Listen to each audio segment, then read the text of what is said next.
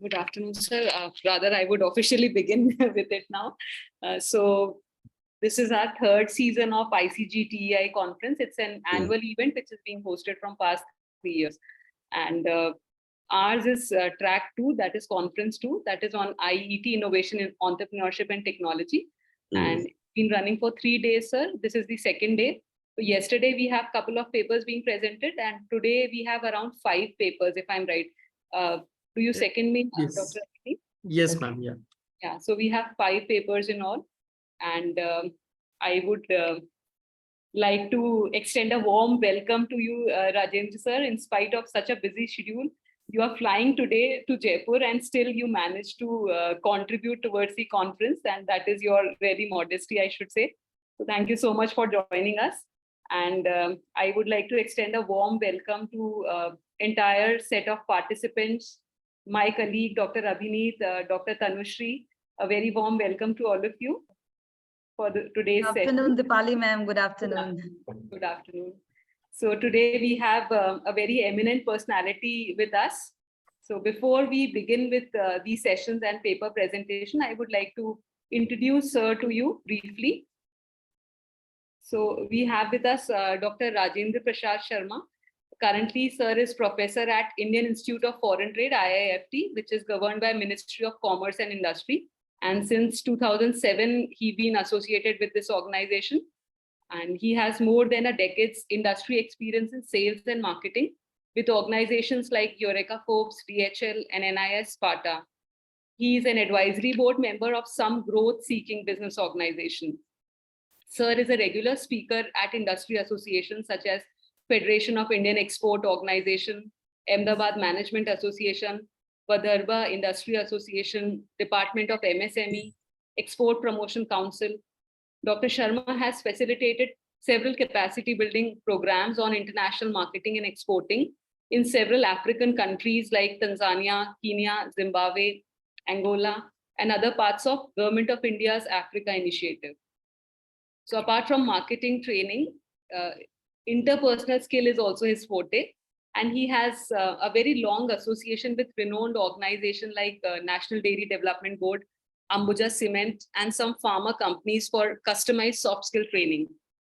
He have designed and delivered training to employment and factories and boilers directorates under the Department of Labor, Government of West Bengal. Dr. Sharma regularly writes in leading business dailies like Economic Times, Brand Equity, and he publishes a lot in peer-reviewed journals, and he presents his researches in national and international conferences. Sir is a PhD in management in the year 2006 from MLS University, Udaipur. He did his MBA in 1987 from Rajasthan University. Sir is a certified trainer of Philip Crosby Associate Inc. USA in 1997 for quality education system and quality improvement process management. He has attended Harvard Business School for as a participant for centered learning and case writing and course development in Boston, USA. So that very brief profile about sir, and his magnanimous personality couldn't be briefed up in just a one-page write-up, because I have been through his writing. I have seen his articles. They are really thought-provoking, and he gives a new dimension to entire export industry, that how it should be shaped up. And every time his articles are really, they inspire you a lot towards thinking towards new things. So that is his all about his personality. And we are really thrilled, sir, to have you for today's session. And I know that your contribution is really going to be great. And we are looking forward to greet you at the campus also physically. You'll be joining us today. So thank you so much, sir. Over to you. Over to you, sir. Thank you so much, Professor Dipali, and my faculty colleagues at MIT University, all the scholars, paper presenters. I'm indeed glad for this wonderful opportunity, privilege that I'm addressing the keynote. Though it could have been better, since I am already on the way. In fact, I would have been leaving for the airport, but I thought, let me have this keynote. So maybe we could have done it a little better by having it there only. Maybe Rather than leaving this evening, I could have come this morning, right? But no issues.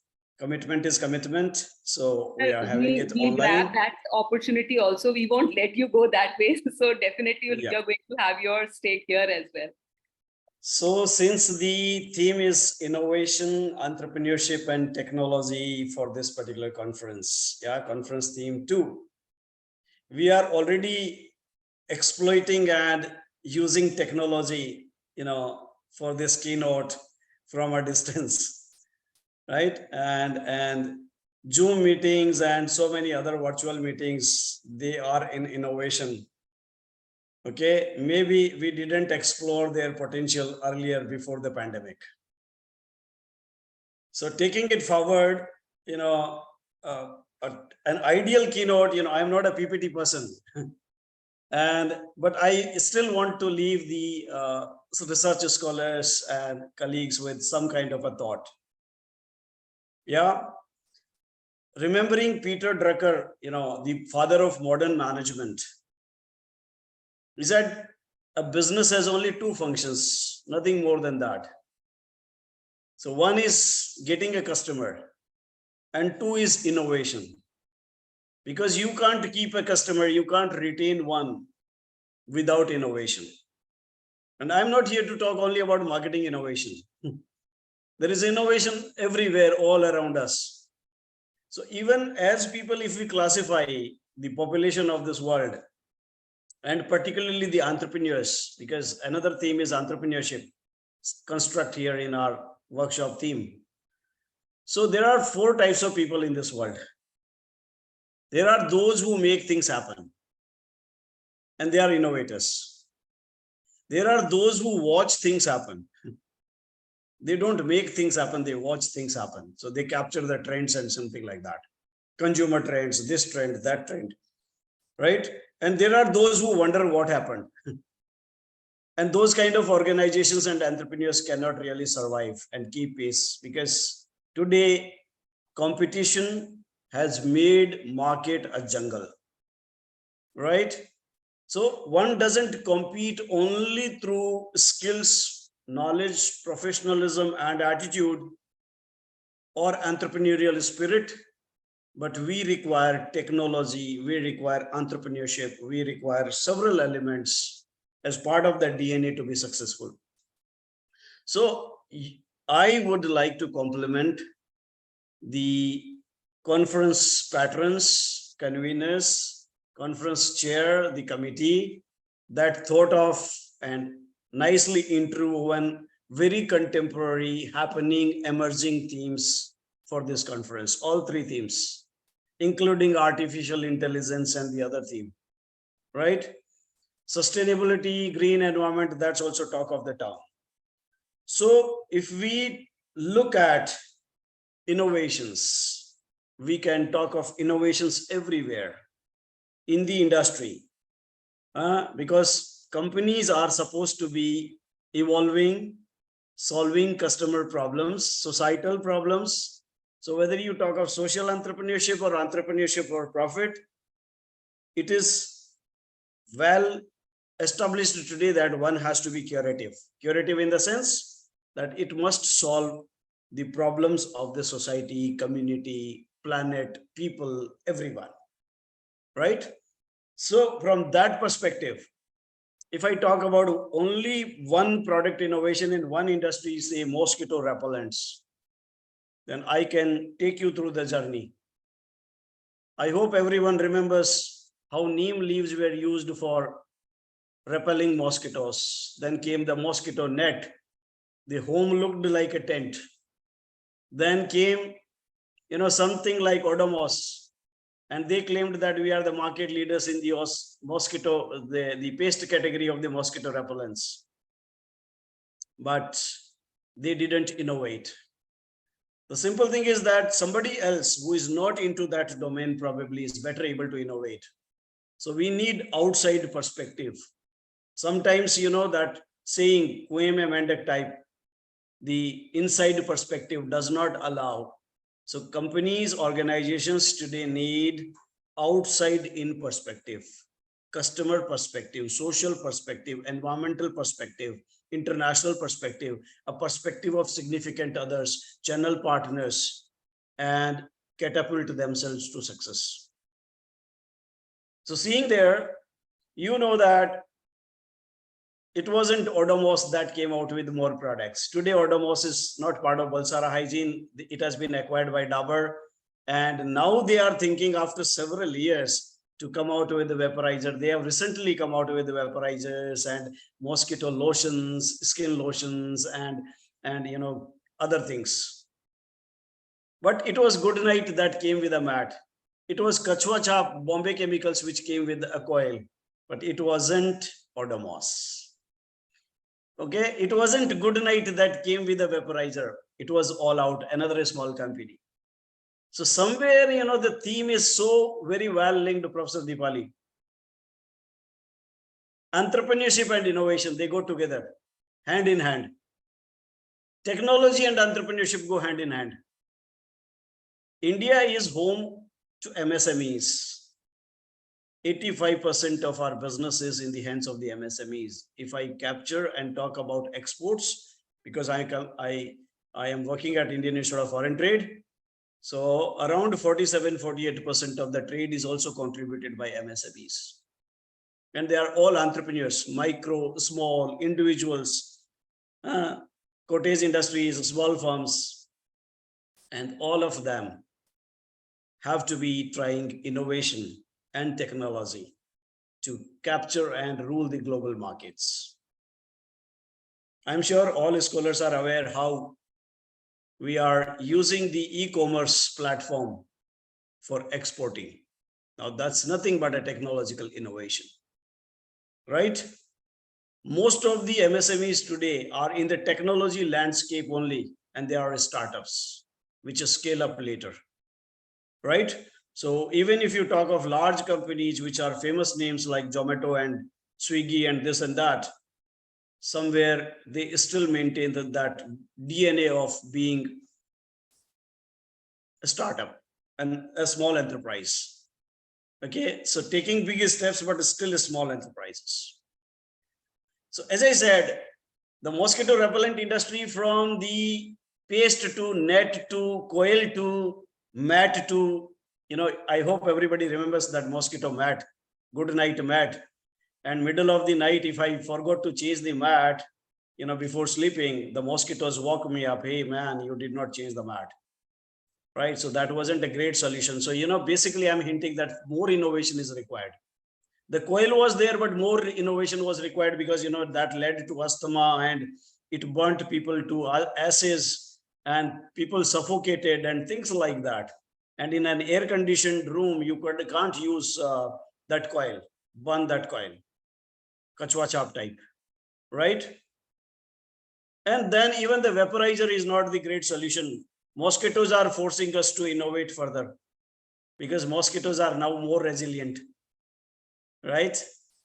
They are still there. And I see some mosquitoes hovering around that bottle, which is hanging there in a socket, electric socket. So I'm again hinting that some entrepreneur will have to further innovate using some technology, right? So now you have certain apps, certain bands, certain sprays, certain perfume, certain other things, certain technological products, which are promising to be a better mosquito repellent solution. Okay, so using this one example, I'm hinting to the fact that innovation, entrepreneurship, and technology go hand in hand. And creativity is the key element. Without creativity, no innovations. Okay, so all businesses, they have to create value, some value. So if you are thinking, how do we innovate? Where do we innovate? Then, well, lots of opportunities are there. No market is saturated. Yeah. So all of you will agree with me that there is hardly anybody in this world who is completely satisfied with the telecom solutions. Any mobile company that you are satisfied with, and people will say, no, I'm not completely satisfied. But the industry is growing, industry is saturated, industry is mature. Even in mature industries, customers are suffering. That means there's a scope to innovate. There's a scope to use better technology. Even today we have call drops and things like that, right? So basically, friends, no new product development will happen. NPD, right? All entrepreneurs require to look at, and they themselves have to be anthropologists. They must identify what are the problems that are bothering the society so that they can design and create a solution. Yeah, having created a solution, again we use technology to communicate what you have created. Like most of the marketing today is a digital marketing. Yeah, I am a professor of marketing, and I've been talking about CMOs and role of CMOs, but today I cannot I cannot skip talking about CMT, Chief Marketing Technologist. Why? Because marketing is more of a technology, and marketing itself has innovated. So not just product innovations, but even the domains are getting innovated. So you have technology interface everywhere. You have HR tech, you have fintech, you have health tech. Everything is tech. Okay, even our wallets have become tech. Okay, so in the world of techies, and consumers are already techies, tech savvy. Now that's a major trend. And I teach a course on sales, and I will tell you how innovations are happening there. Entire personal selling moved to virtual selling, remote selling during the pandemic. Friends, I worked with companies like Eureka Forbes, hardcore sales companies, where without meeting people, you couldn't sell. But innovation, it came down to virtual selling, using augmented reality, virtual reality, giving a demonstration also online.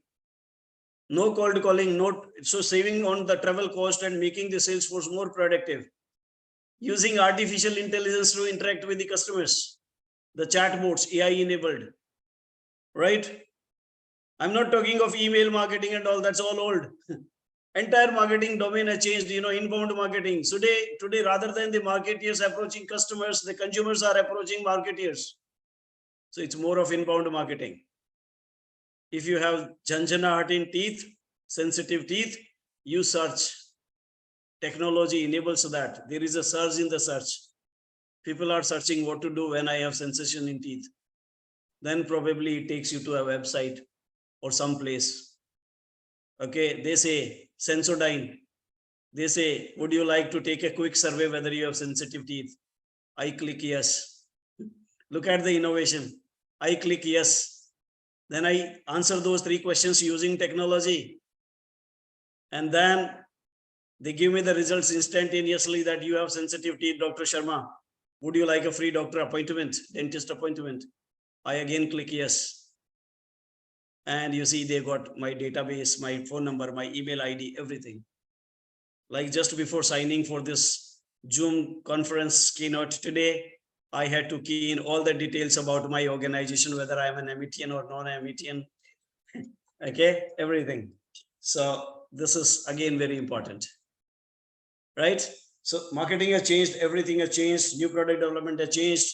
Companies are under pressure to cut costs. Competition is keen, cutthroat, and it is thriving on innovations only and technology. Marketeers and all domains of business, they require skills and knowledge. Entrepreneurs too, but entrepreneurship is still an attitude. It's more of an attitude rather than a knowledge or a skill. Okay, it requires some kind of wisdom. And in India, if you explore and if you see, and it is researchable that many entrepreneurs, they lack professionalism, particularly in the international global market. Okay, we make commitments, but we are not able to deliver those commitments. We talk like this, as soon as possible, we'll deliver or we'll fulfill your order. But this is not to be understood by a buyer in Japan or things like that. So friends, you see, skill-wise, knowledge-wise, that Japanese probably are not as good as we are, even body language-wise. But look at how many global brands they have contributed to the world. A Sony to Mitsubishi to Hitachi to Daikin to, in any category you can see. And when we look at India, a large economy, then probably we still need a long way to go, have a long way to go in terms of embracing technology and innovations. Yeah, Japan is all about innovations only, right? They have nothing. They hardly have any resources, minerals, fertile land, sweet water rivers like we do have. I'm sitting in Kolkata, so Hooghly River is here, Ganges, right? Land is fertile, minerals are there. Japan has nothing. So another important thing, that entrepreneurship and innovations don't require resources. Sometimes being resourceful is more important than having resources. Entrepreneurs need risk taking, they need to make business sense, and they need to have a seismic shift from one particular specialist domain to a generalist one. All functions, procurement to leadership to marketing to database to IT, everywhere innovations and technology is affecting businesses, right? And sustainability, because your conference has green environment as one of the key words. So ESG goals and sustainability is a big purpose that probably sometimes people say it's woke capitalism and hypocrisy. Large MNCs and foreign countries, advanced countries particularly, they really want to take a lead there, and they are creating a hype. And some people say that maybe it is only to attract certain investors, but whatever it may be, yeah, even if we think that it's crazy, but everyone knows that crazy people only create history. Wise people like you and me only read it, right? So so many companies like Volkswagen to British Petroleum to so many companies, they have been under the radar of sustainable forces, that they have not been contributing as much to the environment, and they are creating more problems for the planet and the people, and they are more profit seeking rather than contributing to the world. So friends, this is a time that other than thinking of business entrepreneurship, we should also look at social entrepreneurship, crowdfunding, digital therapies, digital apps, and anything may happen. The best part of the entrepreneurship is that you can search. There is a company called Elementio, and the CEO of the company is 13 years old boy. He's a kid. Now it is imperative.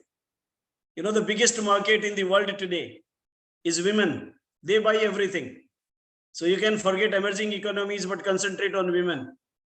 But most of the companies, including cosmetic companies, which target women as their market, don't have women on the board of directors. Okay, so I think more entrepreneurship has to, sustainability also means equity, gender equity, equity in trade, and things like that. So therefore, putting women, children into the boards of the companies. You see, a company Lego or metal or fun school or some toy company. Now, how can toys be, the company, the manufacturing or the company be led by people who are silver hair, silver economy, silver hair, 60+ senior citizens? Sorry, ridiculous it sounds. So therefore, I think we need to be open technology, open innovations, and the solutions can come from anywhere. They need not necessarily come from your own R&D lab, but we should be open. Most of the innovations today can come from customers. I hope you can buy this argument or this statement that most innovations, because today customers are co-producers, right? So if customers are co-producers, they can contribute towards making new product development changes, and they can be acting as partners with you and things like that. So again, future of work is changing. So it's not about, getting jobs and things like that. So a lot of young people, when they are part of the gig economy, and I'm sure everybody knows what gig economy is, that there is work, but there is no job. There's no full-time job. Okay, and in times to come, full-time jobs will cease to exist. So in that case, I'll have to be a professional all by myself, an entrepreneur. Okay, gig workers. So today, maybe it has started with certain jobs, delivery and those kind of things like Swiggy, Zomato, etc. But even in high-tech, educated kind of professionals, they can get into that. There are a lot of opportunities. There are a lot of opportunities to move products to services, servitization. So a lot of innovations can happen there. And I can quickly talk about some innovations. For example, I worked with Eureka Forbes, as I said. Eureka Forbes sold equipment, vacuum cleaners. But today, they say that we'll clean your home, we'll clean your office, we'll take a cleaning contract. They're cleaning railway platforms and coaches and stations. So that cleaning is a business, service business rather than a product business. The products remain the same, but the company has changed its business model and innovated using technology also, because you can book services that way, right? So servitization offers a lot of opportunities. Cooling as a service, heating as a service, leasing as a service. Interesting. A company called Furlenco is into the business of furniture lending. So my students after their MBA, particularly girl students, if she gets a job in Bangalore, she doesn't want to buy a furniture, a sofa, but she can easily rent one because her package and everything is so good. Okay, so sharing economy. Now these kind of innovations I'm talking about. So basically, friends, all entrepreneurs in the current time, they require a vision, a purpose, a self-appreciation, a commitment, and ultimately they must have a sense of contribution to the society. That's why in entrepreneurship, I'm more talking about the social entrepreneurship kind of a thing, sustainable entrepreneurship, using right technology, which can reduce cost and at the same time can offer the consumers, customers a delighting experience. So because I want the paper presenters to take time of the track to utilize this opportunity to deliberate, present their papers, get feedback, and further their research. I would like to take this opportunity to wish everyone the very best and take their research to a level of a wonderful publication in some leading journal. And today, those who are pursuing academic scholarly career, then it is important that either we publish or we perish, or let me not talk negative, publish and prosper. So, and whatever that we do as research and publish, that can be taken to the classroom for a discussion, we can develop cases on that. And Professor Dipali more will interact around this when we are there. I mean, I meet you this evening or tomorrow, but with this, I would like to, put it an end from my side, and I would like to wish Amity as well as all the participants a success. Thank you so much, sir. Well, your enlightening speech was really good, and it was a right tone which was set up for the conference. And moving forward, we would be in a better position to present the papers as well. And thank you so much for sparing out time, even with such a tight schedule. You have a flight to catch today. So that was really great, sir. Thank you so much. Thank you. Thank you. See you then. So I'm logging out because now I'm going to my home and then reaching airport. Okay. No Wish you all the best, all the scholars and paper presenters. Wonderful. Thank you so much, sir, for being with us today. Thank you. We feel privileged to have you here, sir. Thank you. Thank you so much, Professor Dipali Bhatnagar, ma'am, for introducing us to such a great personality. It's truly a privilege to sit in the same meeting as him. And further moving forward with the session, I would like to request for the due permission of the chairperson, Professor Dipali Bhatnagar, ma'am, to allow us to proceed with the session. Do I have your permission, ma'am? Yeah, surely, Palak, we can begin with the presentations. Okay. Thank you so much, ma'am. With that, I would like to introduce our guest for today's session, Dr. Rashmi Sharma, ma'am, from JCRC University. Thank you so much for being with us here, ma'am. We truly feel delighted to have you with us. And I would like to call upon Tanushree Mukherjee ma'am to formally introduce Dr. Rashmi Sharma to us. Am I audible? Yes, you are. A very, very warm welcome. Good afternoon to all the eminent people who are right now in the panel. So we are extremely delighted, Dr. Rashmi, to have you over here as the session chair for a very interesting session which would be commencing right now. I think Professor Sharma has already set the tone for this particular session, and he has very beautifully outlined the broad areas talking about exactly the significance of entrepreneurship, innovation, and technology. So these three are the killer words. Whatever we do today, no matter whichever area, it can be management, science, art, teaching, whichever area we talk of startups, every area, every field, marketing, we see these three things have come up like anything. And technology, artificial intelligence, they are like enablers. They are acting as wonderful platforms through which we can really get some kind of outputs of our innovative ideas. We can have lots of innovation, but then how to give out a proper outcome of that is based upon the technology that we use. So on that note, I would like to extend a very warm welcome to Dr. Rashmi for this particular special session, which is on the day 2 of ICG ETEI 2023. So without taking any further time, I would quickly like to introduce Dr. Rashmi.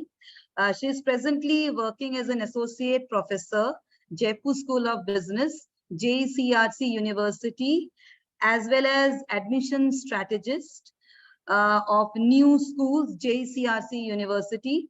Ma'am has really got an outstanding teaching experience, wide span of teaching experience of 17 years. She's also been there in the international interns, and she has supervised 7 people under her guidance.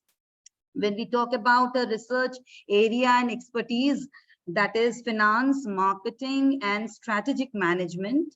And presently, ma'am has got 4 PhD research scholars under the able guidance and supervision of Dr. Rashmi ma'am. So on that note, we all extend a very warm welcome to you, and we all are looking forward towards really having some wonderful, insightful paper presentations from the side of our paper presenters. So without taking any time, over to the moderator of the session. Yes. Thank you so much, Tanushree ma'am, for such a generous introduction. Thank you so much. Looking forward towards the presentation. Thank you. Thank you. Thank you. Truly, I ma'am, would that also was like to welcome you, Dr. Rashmi. Somehow I missed out in the beginning. So a warm welcome to you, and we are really glad and privileged to have you here. So Thank you, ma'am. to Thank you visit for our the invite. campus physically also at certain point of time. We are in the same town. So Absolutely delighted to be there. thank you so much. And Dr. Tanushree, I would request a leave from the meeting because I have another session to join. So there Sure, are sure. certain international speakers who've been lined up today. So Absolutely perfect, ma'am. It was a pleasure to have you. same here. Thank you so much. Thank you. Thank you so much for joining us, ma'am. And thank you so much to you, Dr. Tanushree Mukherjee, ma'am, for having such a beautifully curated introduction of our guest and of our session today. With that, we would like to move forward with the presentations. Before that, participants, your rules for today's session are the same as yesterday, wherein the rule number 1 is to present your own presentations. Only during a technical glitch will we be able to help you. We'll provide our best aid. And secondly, the time limit allotted for every presentation is 10 minutes, and all participants are requested to stick to the time limit and maintain the time limit in such an order so as your presentation takes 6 to 7 minutes and you leave out 3 to 4 minutes for question and answers. After that, your evaluation criteria is based on 4 parameters. Number 1 being your content, number 2 being your presentation skills, number 3 is your relevance and your conjunctivity to the topic, the 4th one being your question and answers, how well you're able to answer your questions. Over to you, Dr. Abhineet Saxena, sir, for the roll call. Thank you. Am I audible? Yes. Am I Yes, audible? sir. Yes, sir, you're audible. Right. So welcome Tanushree ma'am and Rashmi Sharma ma'am. So now I would like to invite the first presenter, the Mr. Vikas Joshi. Are you here? Mr. Vikas, are you here?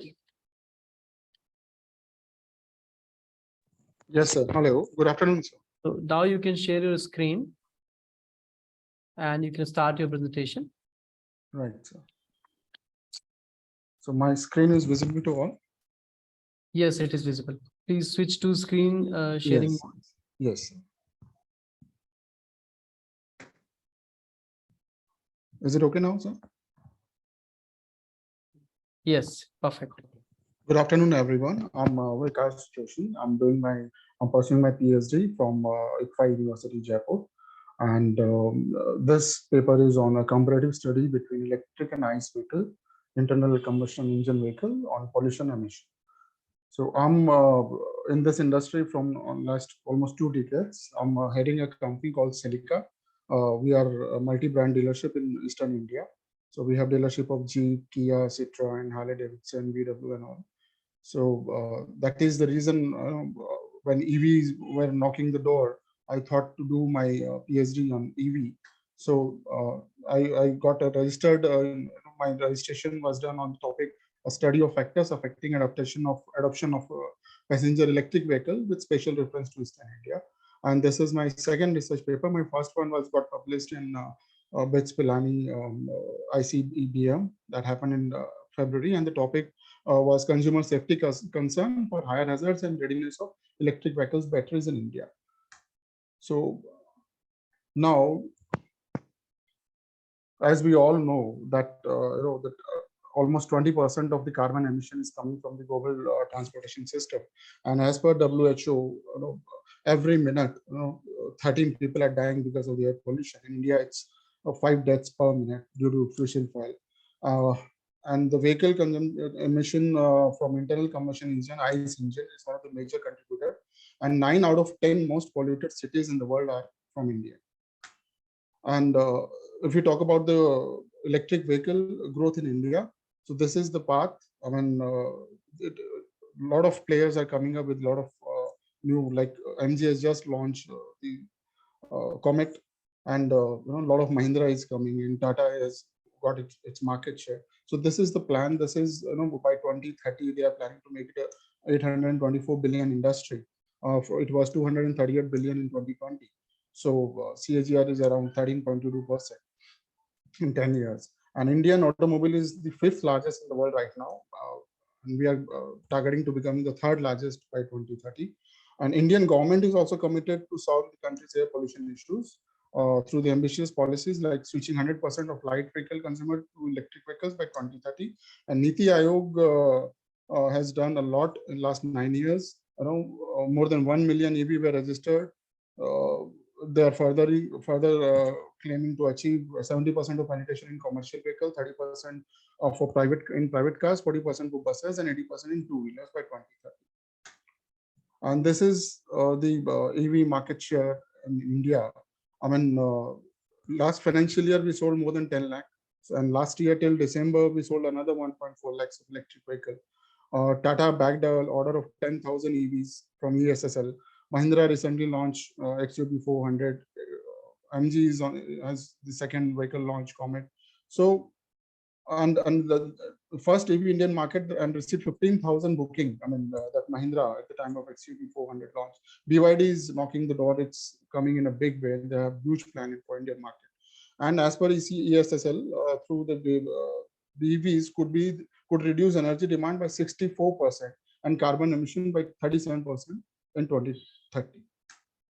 So being a part of the industry, automobile industry, I formed a questionnaire, and we have till date we have received around 220 online responses and 200 offline responses from the different target groups, age groups, the different income group, and there are a lot of questions. The most important question was that they are more concerned about the battery capacity, how long my car will run if I buy an EV, and the safety rating of the car.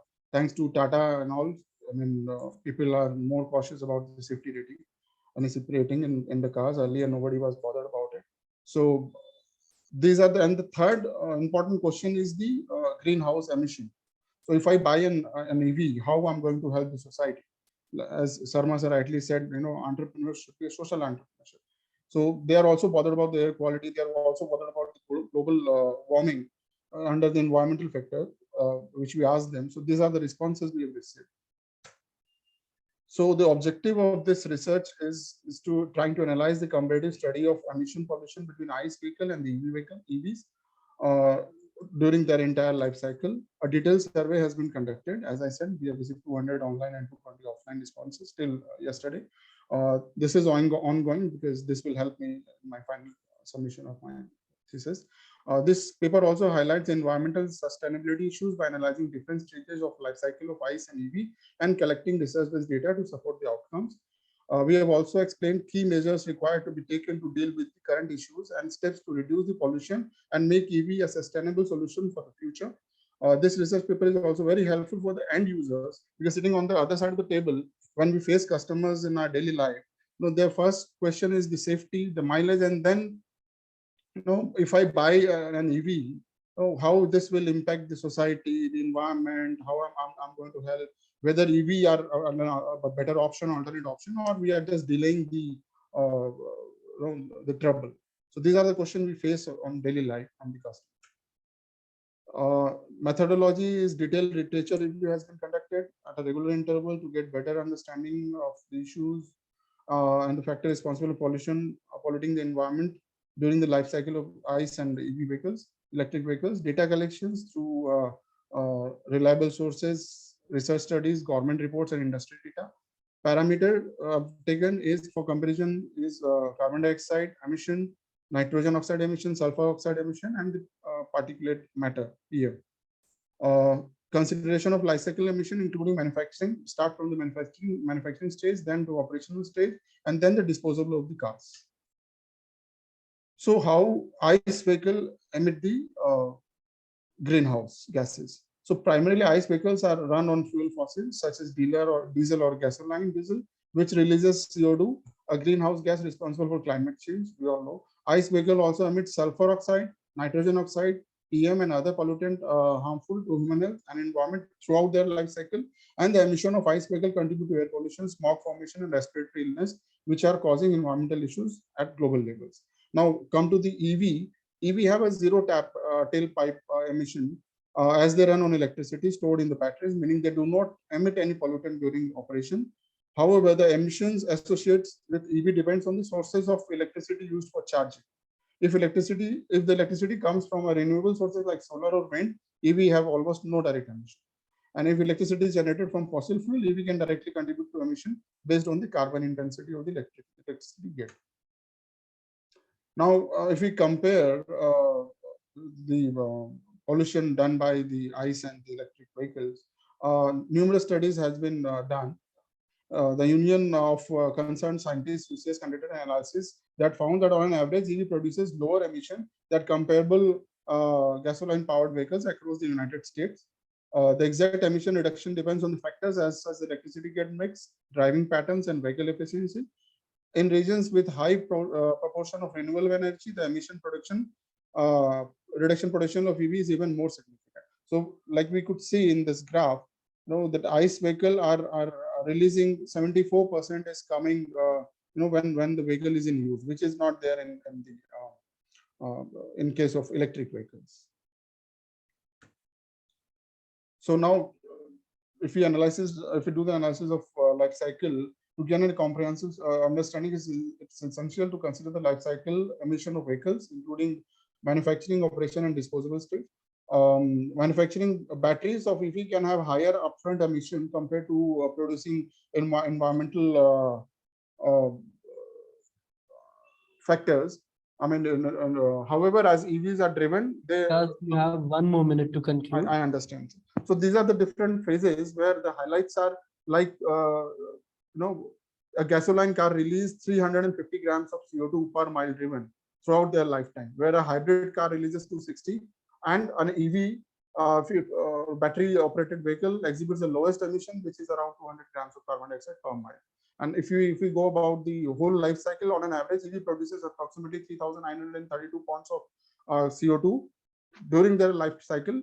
This is significantly lower if we go for a hybrid model, which produces around 5,700, and ICE vehicle around 6,200. Sorry, 11,400.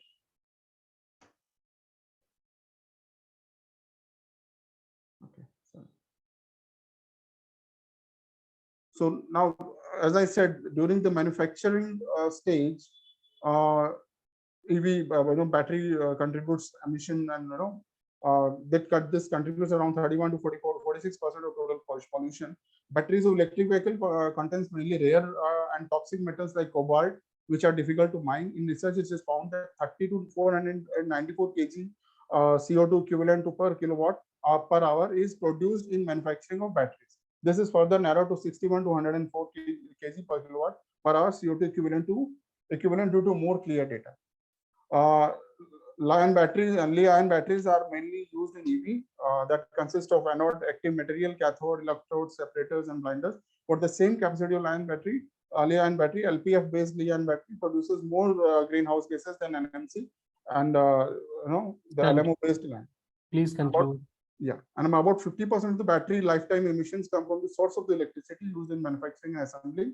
So batteries produced from a plant which is powered by renewable energy add a lesser amount of greenhouse emission from the EV running.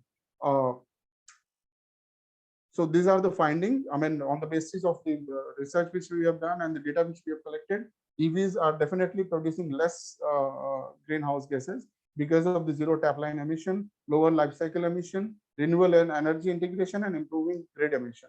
But again, this is worth to note that environmental impact of any vehicle depends on the various factors, such as the resources of electricity, driving pattern, and the efficiency of vehicle itself. However, in general, EV have potential to significantly reduce greenhouse gases emission and contribute to a cleaner and more sustainable transportation system. Okay, so I request Dr. Rashmi ma'am. So please start question answer. Yeah, good afternoon, Vikas. Good Am I afternoon. audible to you? Yes, ma'am. You are audible. Nice presentation. But what I feel like that you have done a comparative study between electric and ECE vehicle on pollution emission, right? Right, ma'am. So can you justify it on the novelty basis that how there could be a new knowledge contribution from your research? Ma'am, I'm doing my research in keeping view the customers who are willing to buy electric vehicle in our country, especially in Eastern India. There are a lot of reservations. They are bothered about the current infrastructure which is there in the country. They are struggling. They are concerned about the mileage. So, and now this new concern has come up that whether my EV is going to produce more, am I going to pollute more, or I'm going to contribute in by buying an EV.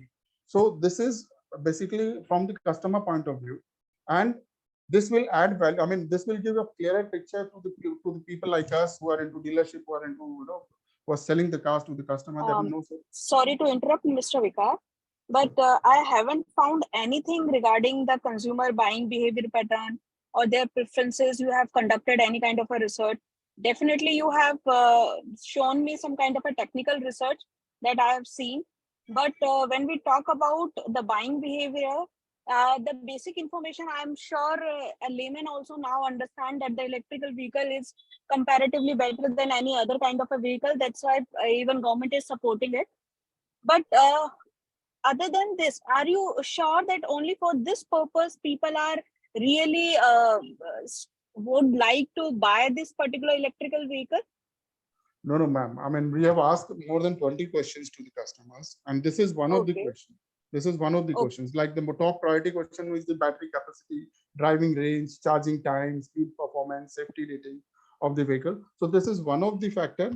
I included it because this was a part of my questionnaire, which we are floating to the end user. Right. Got your point. Then what do you think? How many people are giving it their primary priority by buying the electrical vehicle? That they just want to contribute, or they want to have that kind of a vehicle which is having a lesser pollution emission system or something like that? Ma'am, people want to buy electric vehicles. They want to contribute. I mean, they don't want to pollute the environment anymore. But the issue is the current infrastructure of the country, which is present right now, especially in eastern Right. part of the country, which is not Right. sufficient enough to give them the confidence that if you buy an electric EV and if you go from Right. Kolkata to Guwahati, you will get enough Right. charging stations throughout your journey, right? So people, Right. I mean, EV are becoming the second car of the customer, not the first car. This is not replacing the first car, the existing Right. ICE. Yes, the same thing I also like to say here, that rather people are taking it as their second vehicle where they can use it within the city. They within the don't city like, limits, right? yes, they don't want to like to still travel a lot or long distances from their electrical vehicle, and the reason is same, the infrastructure, right? Right, ma'am. Okay, so the paper is nice and you have done it in a proper on the research base, and it is done in a proper analytical way. Only thing is, if we can have a proper kind of challenges and there a future prospect or solution which can help further to the government or some other agencies which can take up it in an advanced way, and you can present a proper report to the particular kind of a ministry or a department, that will definitely will add a value on it. Right, ma'am. Definitely, ma'am. I'll include these points in my ongoing research, and I'll try to Okay. write everything. Thank you, ma'am. Okay. Thank you so much. Okay, that's all from my side. Thank you, Vikas. Thank you, ma'am. Okay, Tanushree ma'am, would you like to ask something? Yes, I think Dr. Rashmi has already pointed out. Only one thing is there. First of all, your topic has got a real research question. All right, I very much agree to the fact. Only the thing is that the outcome which you get, everybody is aware of these battery vehicles, but then we want to know under what, in which area the people are desiring what. Now, battery vehicles will have their fifth mechanisms, Vikasji.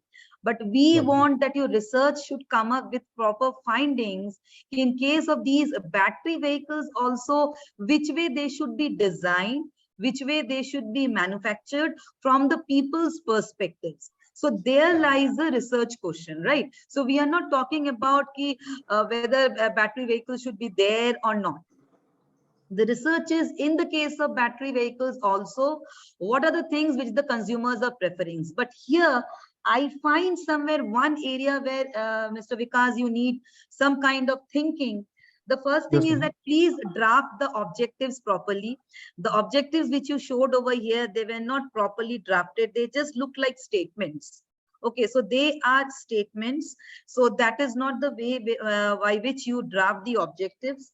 Research methodology, which I have mentioned over here in your PPT, you can please revisit it after the session ends.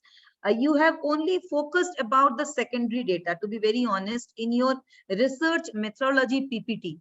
You can just go and check it out. You have talked about these many places you got the data, you know, all the secondary sources, isn't it? You also discussed about, you're talking about 220 responses, right? You mentioned over here 220 responses. So online 220, ma'am. Offline another 200. Very good. So it's a good sizable number. So I would advise you, I could not find anywhere in your PPT description about your main primary data collection thing. You know, you collected the data and how did you do that? Why did you follow this method? Why this particular kind of a sample size, isn't it? And so a kind of robust structure was missing. Are you understanding? A kind of a proper research design structure was missing.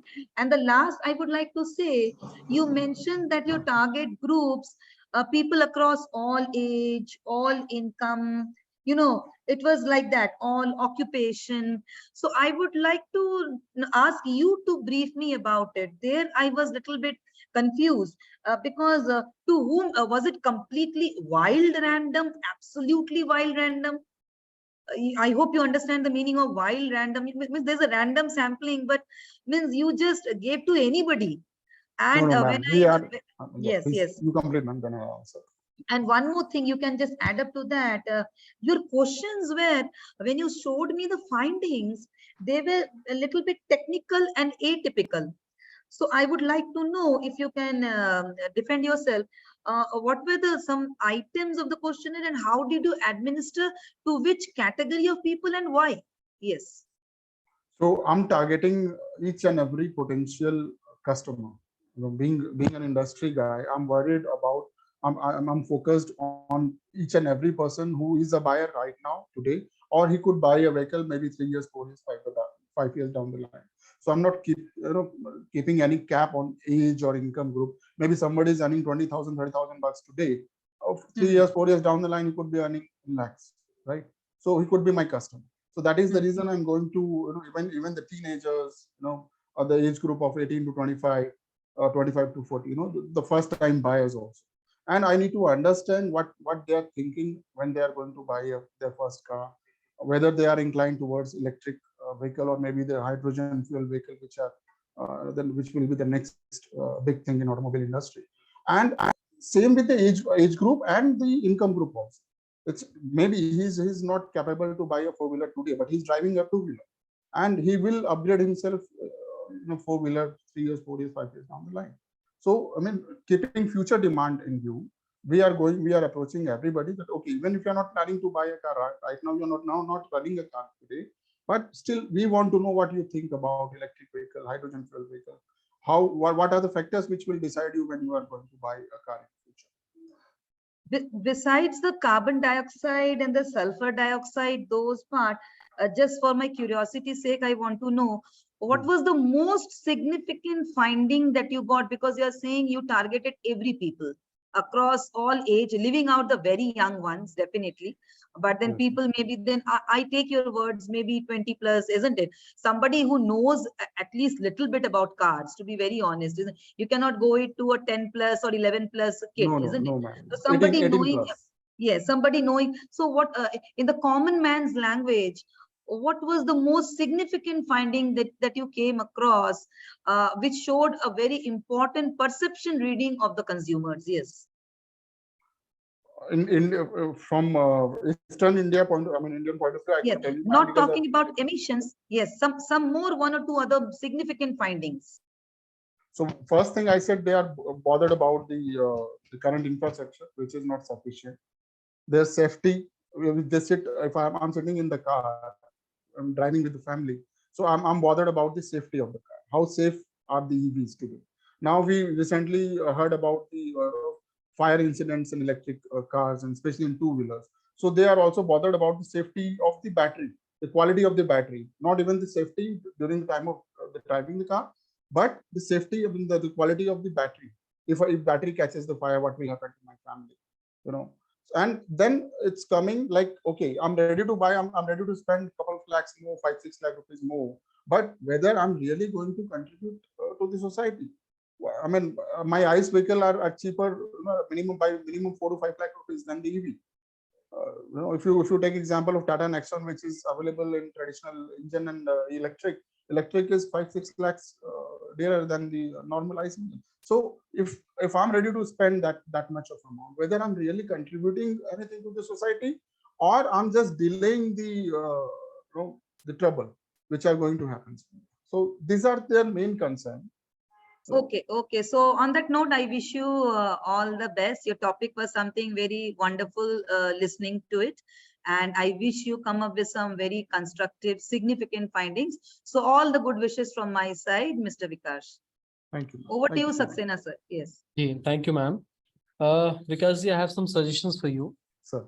Suggestion number 1, that your title says that you are going to study pollution emission, right? Right. And as far as my knowledge is concerned, government has already something for measuring this pollution, right? That is called pollution certificate. So why don't you consider that certificate? Because in that certificate, you will find all technical parameters related to pollution, right? Sulfur dioxide, nitrogen dioxide, everything. Okay, so please collect that data from those who are already using a car. Yes, or whatever, right? Second thing is you have conducted a online survey, and to conduct an online survey, we require a proper sample frame. We require proper email IDs. We require proper contact numbers. Then only we can conduct. And for that, we need to specify our study population, right? We should have a list of our respondents. So I don't think everything is there. This was a Google form. No, that's okay. My question is that you cannot send your questionnaire directly to anyone, right? You need a proper list from your selected universe. right? So specify your population in your work, then only you can conduct a survey. So Okay. till date, we are requesting our customers who are walking into our on our showrooms at different locations in Siliguri, Ranchi, Kolkata, Guwahati. We are requesting them to fill the form online. So the customers who are walking into the showrooms, mostly they are filling the form. So why don't you, specify yourself for one particular reason? Because if you're going to study the entire country, I don't think so that you'll be able to collect that much data to justify Right. for the entire No, country. sir, Okay. no way. So please specify your geographic location. Another point, all those charts which you are showing here, I don't think so that these charts are applicable for this kind of data. You have shown bar graph, pie graph. These are especially for categorical data. And most of your questions are on a scale or ranking order, right? Yes, sir. So Right, sir. you should compute average first, right? To give a overall opinion of the respondents, right? So if one question is there related to opinion, so you should compute the average, that what is the overall opinion of all my respondents related to this question. And then you should plot a chart of that average value, right? So I think Right. that is not valid, and please add some statistics into it. Okay, because without stats, you won't be able to justify your findings for your object. That's all. Thank you. Thank you, sir. Thank you. So now I would like to invite Mr. Abhishek Chaudhary for your presentation. Abhishek, are you here? Thank you, Abhinit, sir. Yeah.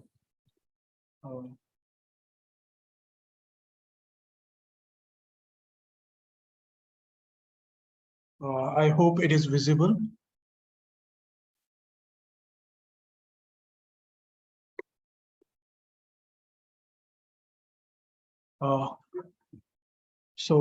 Good afternoon, conference persons, faculty members, and colleagues.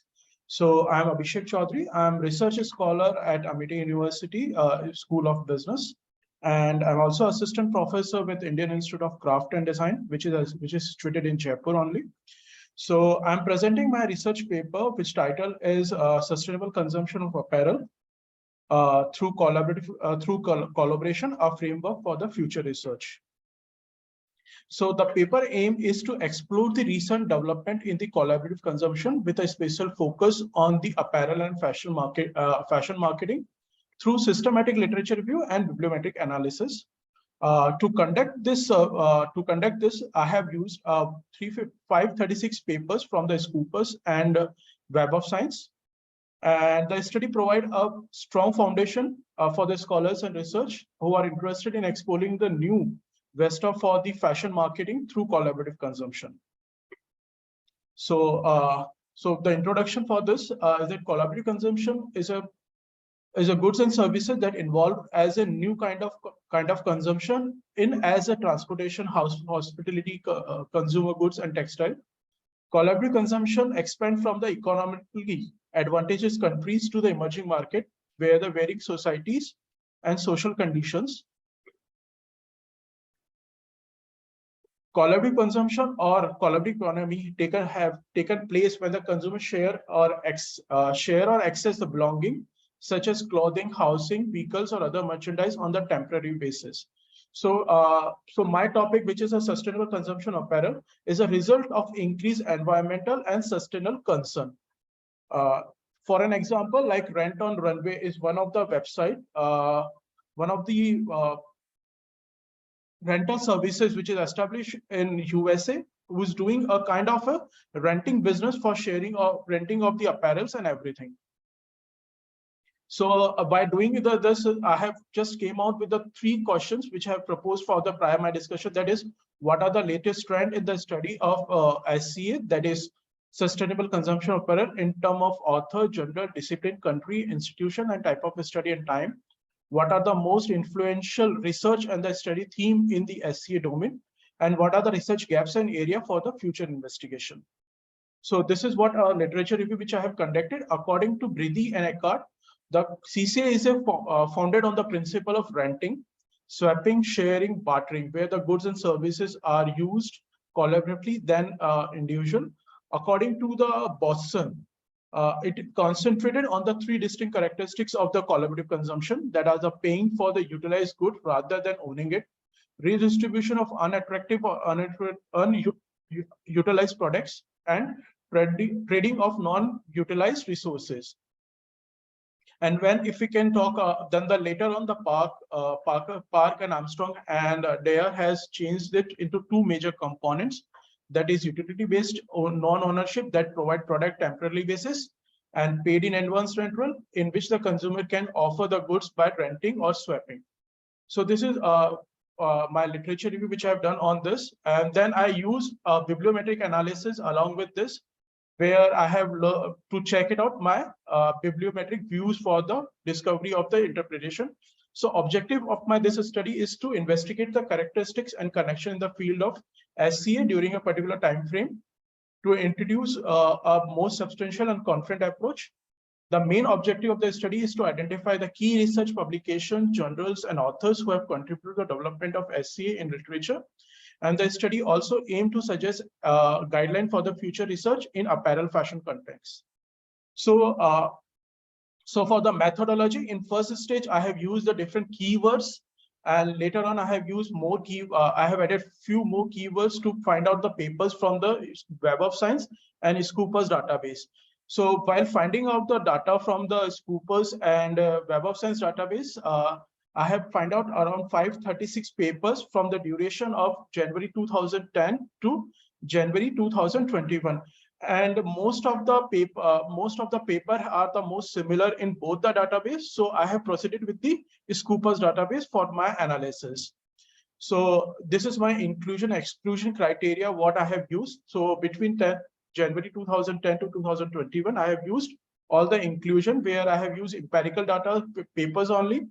The language will be English only, and the academic journals, and the subject domains are business management and accounting and social sciences. Other than that, I have excluded all the things. So this is my data analysis. So in my data analysis, I have divided my data analysis into 3 steps. First, I retrieved the data from the Scopus database only, that is 536 papers. Then I've excluded the after inclusion of my all data. So number of 73 papers have been excluded. So the potential articles which I got in second step is 463. After reviewing all the papers, I have removed 250. So for my final analysis, or for my final analysis, I have used only 213 papers based on my inclusion criteria after reading the abstract of all the papers.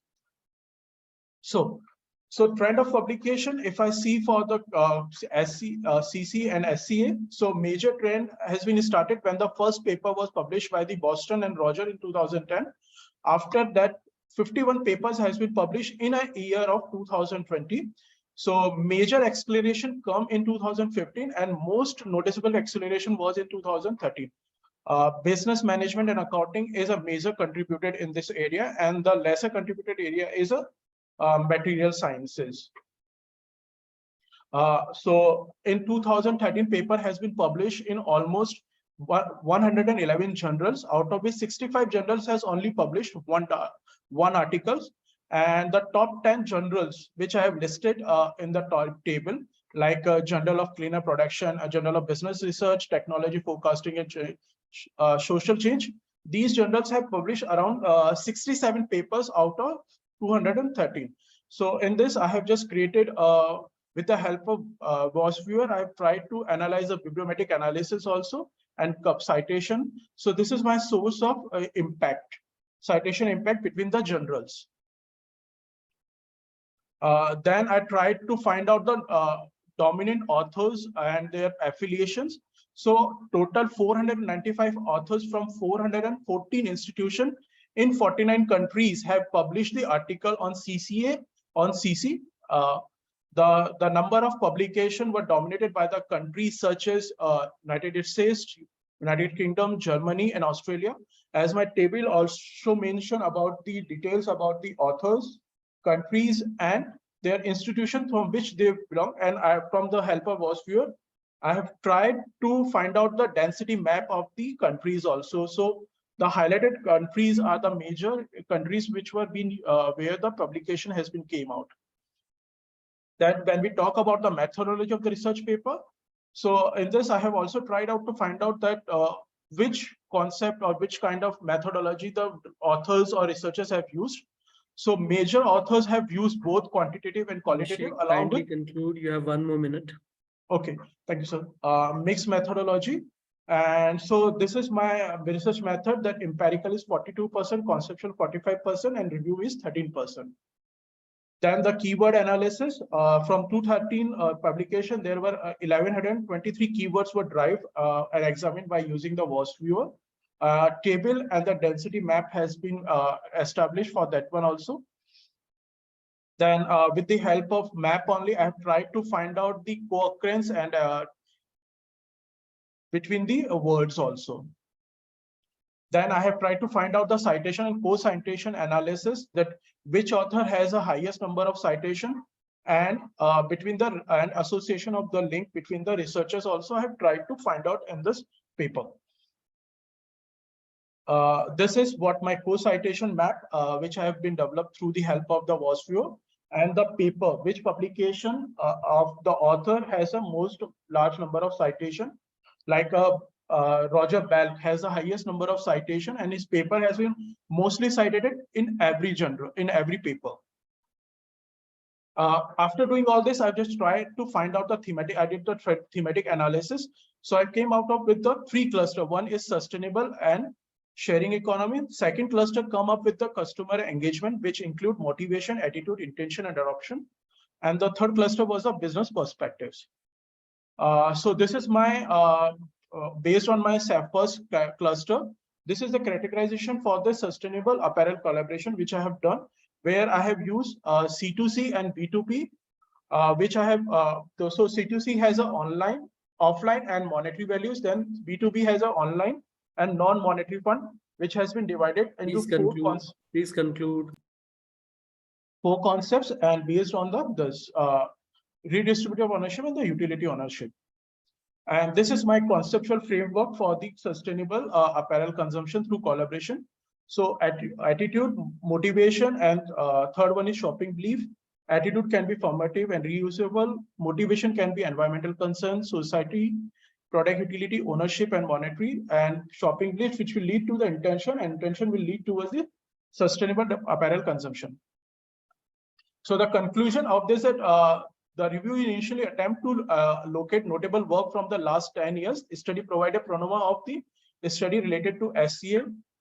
This is a comprehensive review of the existing literature, extend to establish literature on the CCA. The establishment of the digital platform in numerous countries to give a customer access to variety, selection of the alternative or clothes. The theory of planned behavior is the major theory which has been used by most of the authors. The study can fill the gap in the existing research of the collaborative consumption and develop a business model for the emerging market. And the finding contribute to the literature, SCA literature, and provide information for the apparel industry, academia, and consumer. It may be enable government and legislature to derive a more effective strategy for enhancing the apparel industry. So limitation is for this research paper that I have just tried to use, try to include all the relevant keywords in this research, but some keywords may be missed out. Second, I have used only a period of 10 years, that is 2010 to 2021, and the more can be included in this one. I have included only Scopus, so Web of Science paper I have excluded due to the common in that one. And the study have more focused on the millennium. So future research can be investigate the difference between the consumer cohort in terms of the involvement in SCA. Future research can focus on Generation Z, which recognize time. Please stop. Okay. Okay. So I request Dr. Thank you, Rashmi. sir.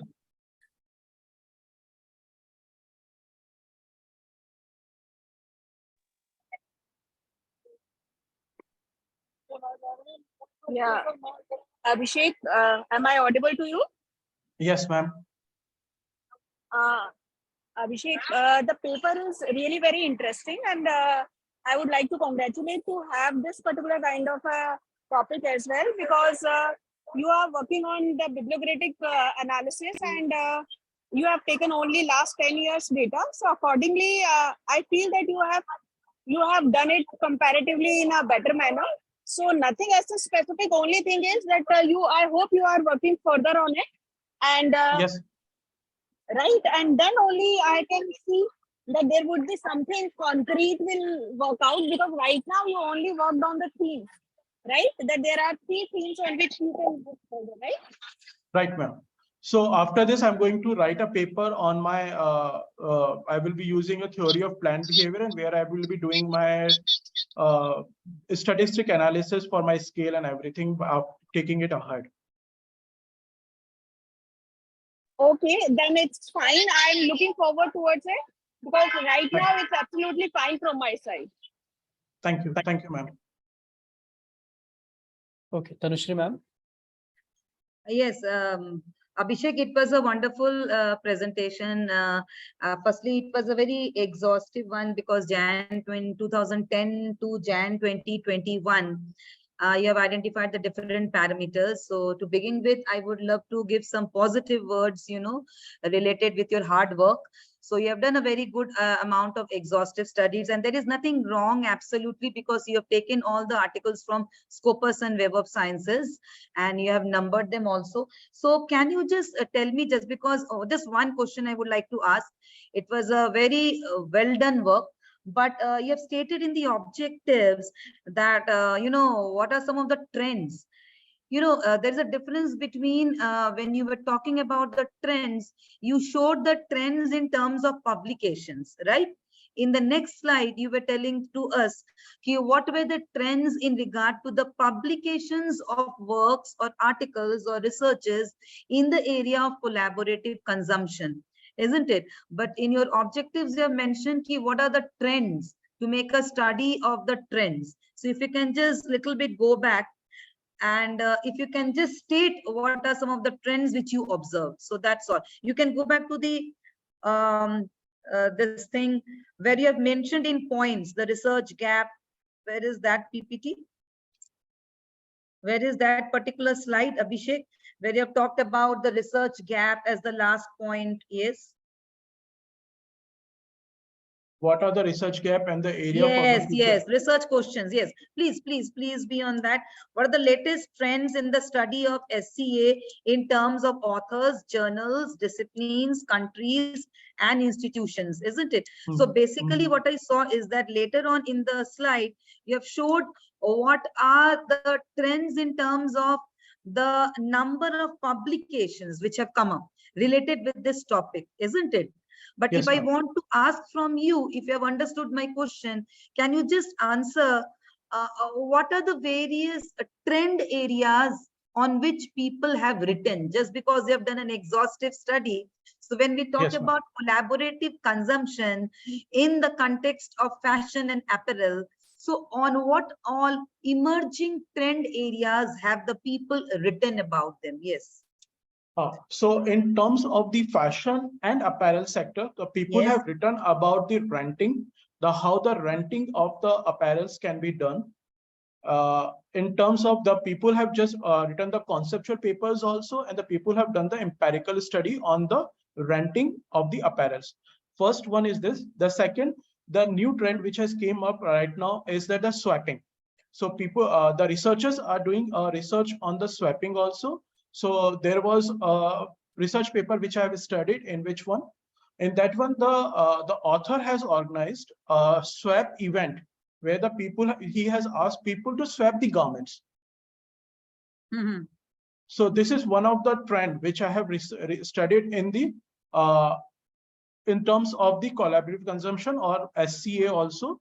So these are the renting is one of the trend where the people are writing, the researchers are writing the research papers, but the swapping, which is another factor or a part of the CCA, the researchers are taking it, that one also in their research also.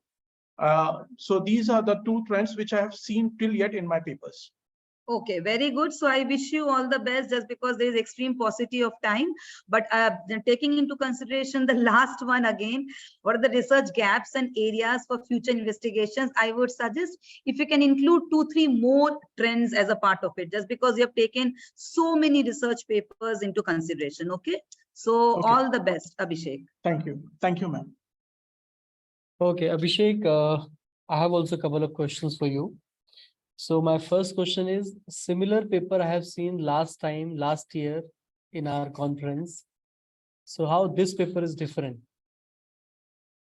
Similar paper? No, sir, I have, as I have presented, I have not presented this similar paper in the conference last time. Last year in our conference, have you presented any paper? I have not presented the last year, but in the first conference, I presented the paper, but the topic and everything was completely different from this paper. Okay. That was my Second- pilot study. That was my pilot study before taking up my this topic for my thesis. I did a pilot study where I tried to understand what people think about the collaborative consumption in India. So that was my pilot study, which I've done first. That I have presented in the conference, in the first conference. Okay. Second, why the trend of paper is declining after 2019? You have shown a line chart to us. Just go back on that line chart, year-wise trend.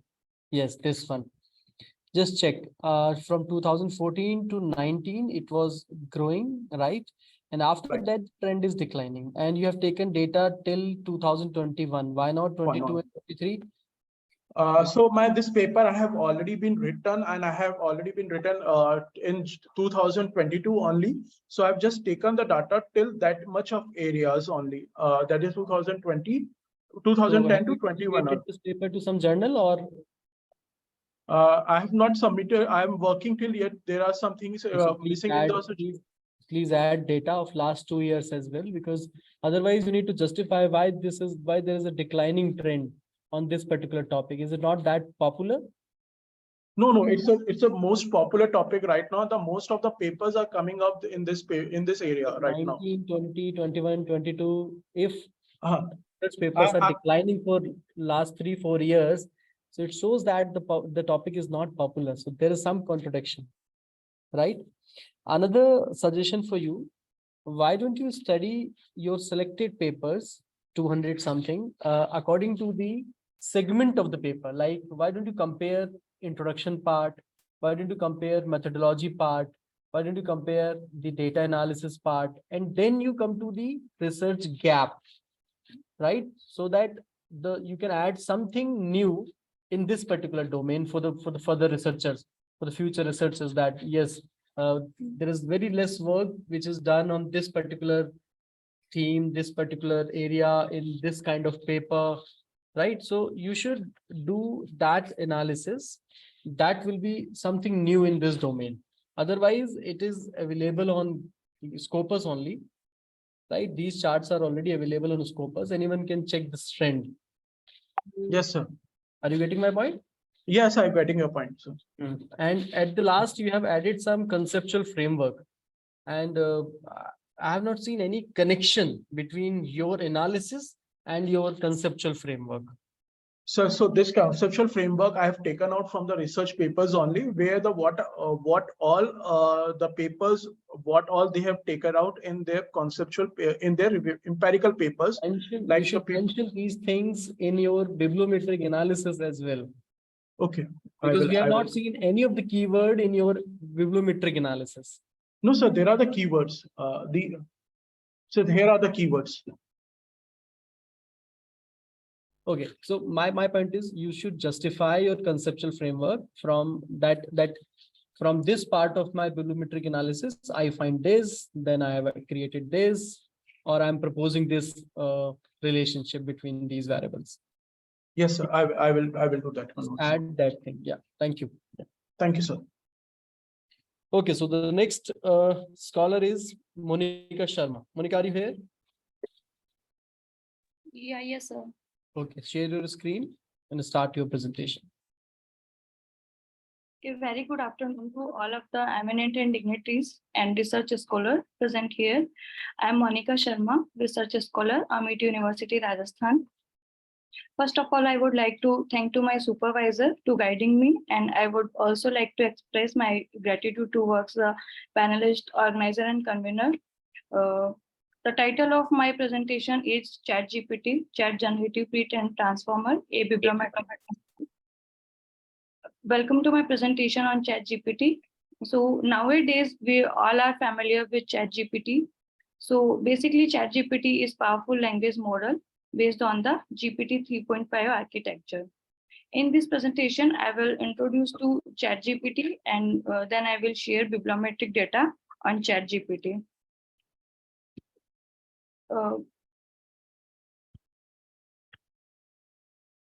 This is my abstract, which is showing my research paper, and these are my keywords, findings, and all.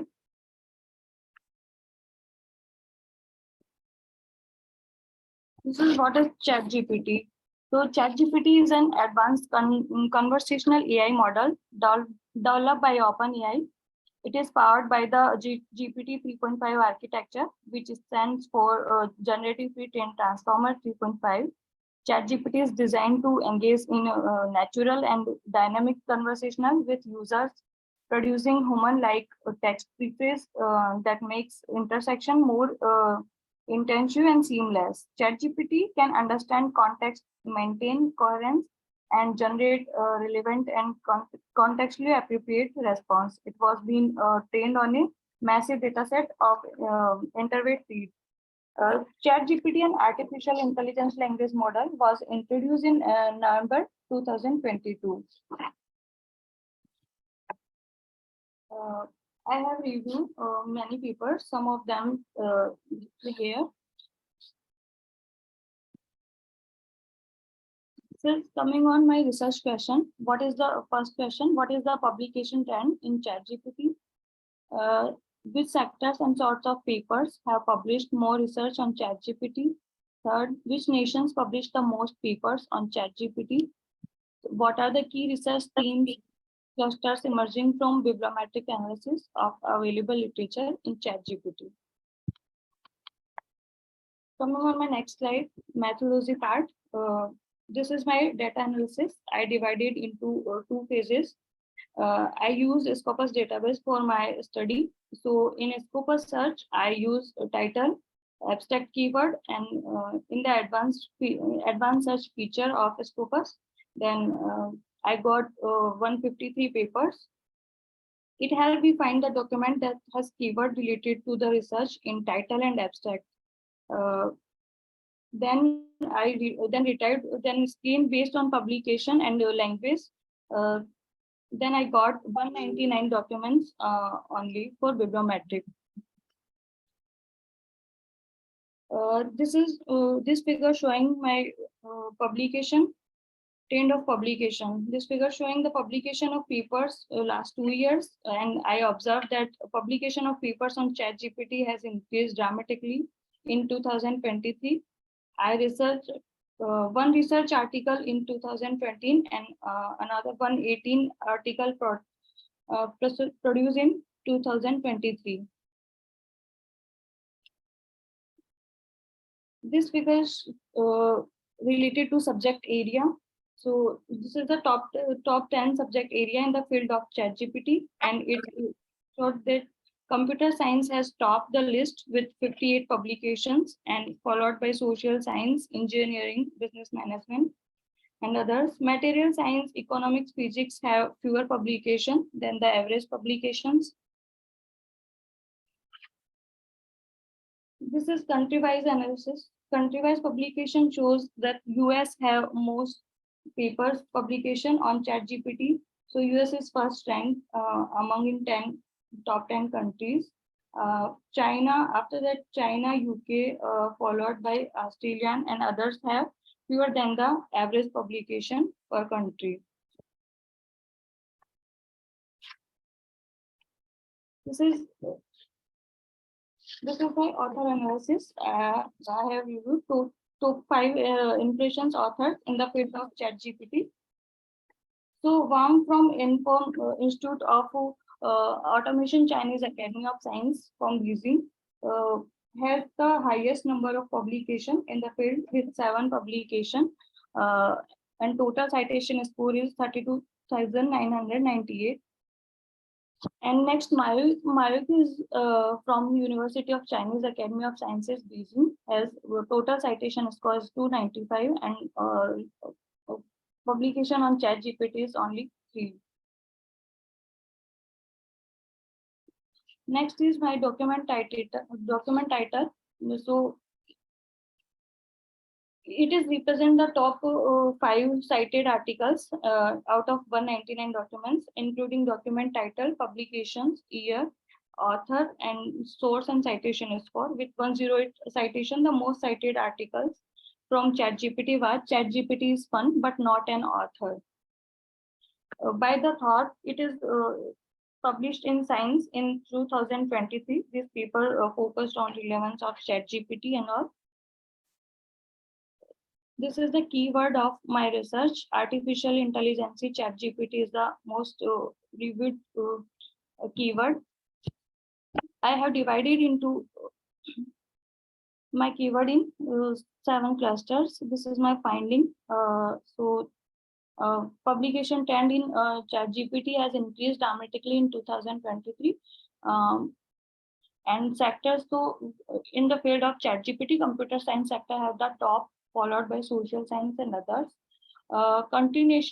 Nation published most papers on ChatGPT was US in the first, followed, and China is second, and India has 5th number on publications. Key research theme based on literature review. I found so many keywords and I divided them in 6 clusters, and I have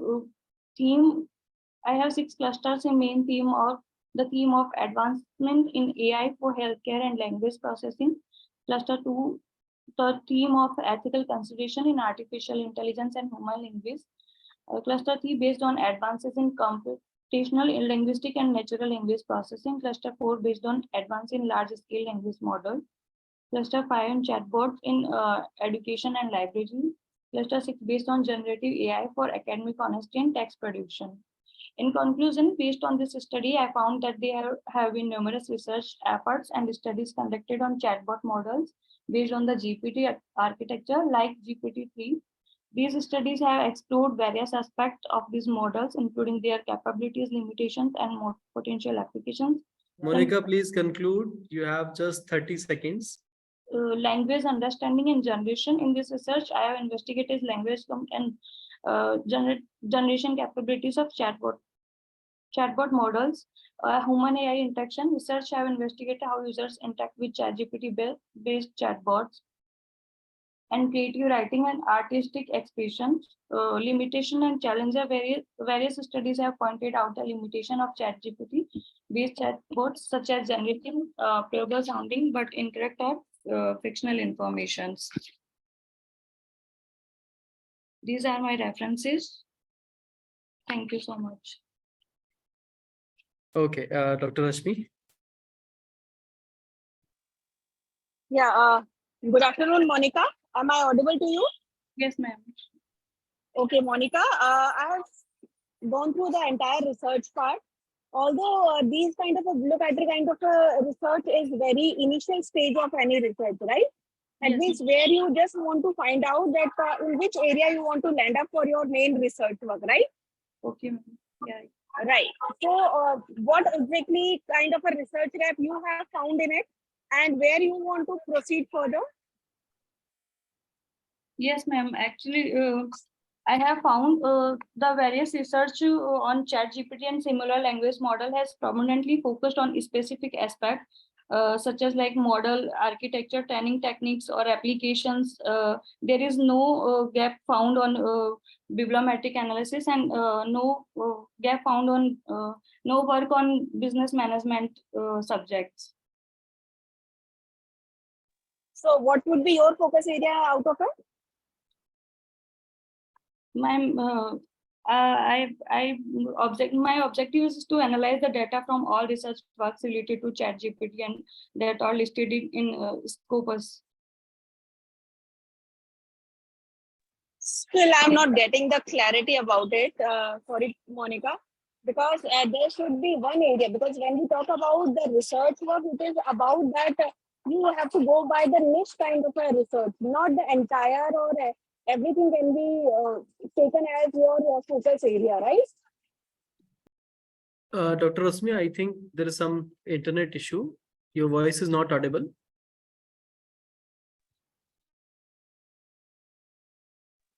Am I audible now, sir? Yes, yes, you are audible, ma'am. Okay, so this is the only thing which I would like to ask, because her focus area is not very much clear. It's too vague to focus on anything. So only suggestion is that definitely that kind of a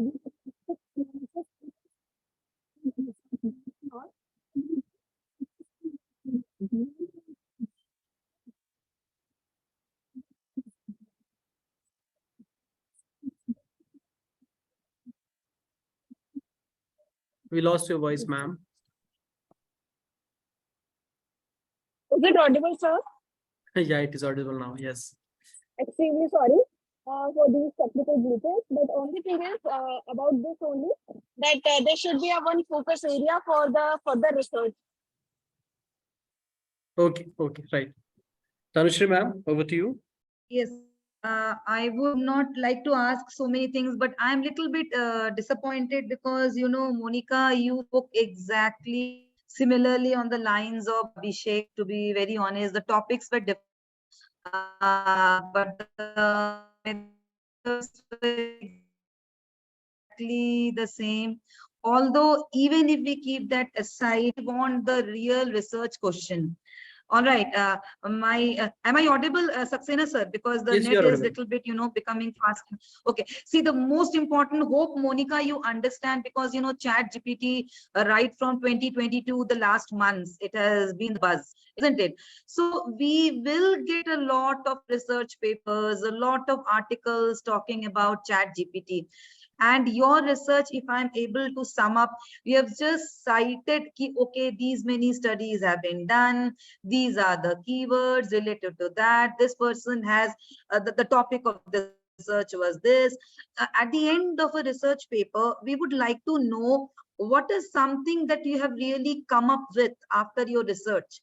So this bibliometric study, it is okay. You know, I would like to re-emphasize what Dr. Rashmi has just right now mentioned, like the way we do a kind of a pilot study before a research study. Similar way, if you're working really on finding out the trends in Chat GPT, which sector is using Chat GPT, which way it is helping in the financial front, which way it is helping, please try to understand which way it is helping in content generation, content creation.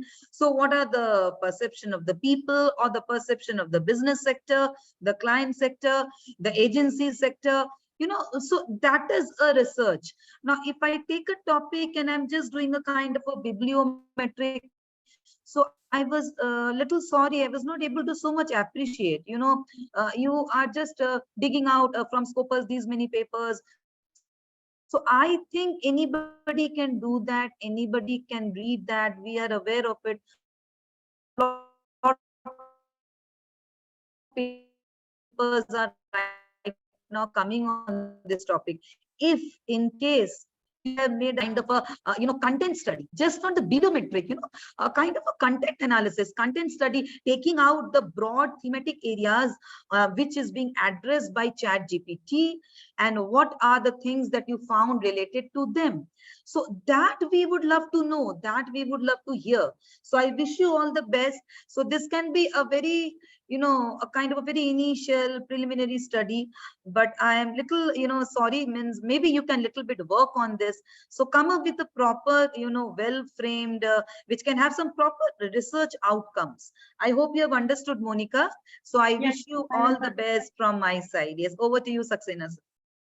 So Monica, I have also similar suggestions to you. And other than that, just last one more suggestion, that before presenting a PPT, you must cross-check content twice.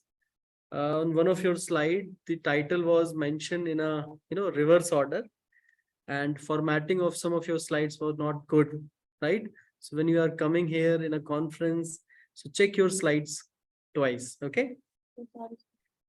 Okay, so the next presentation is Garima. Miss Garima, are you here, Garima? Yes, sir.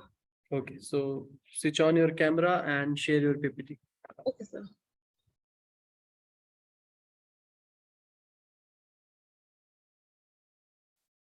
Is my slide visible, sir? Yes, it is visible.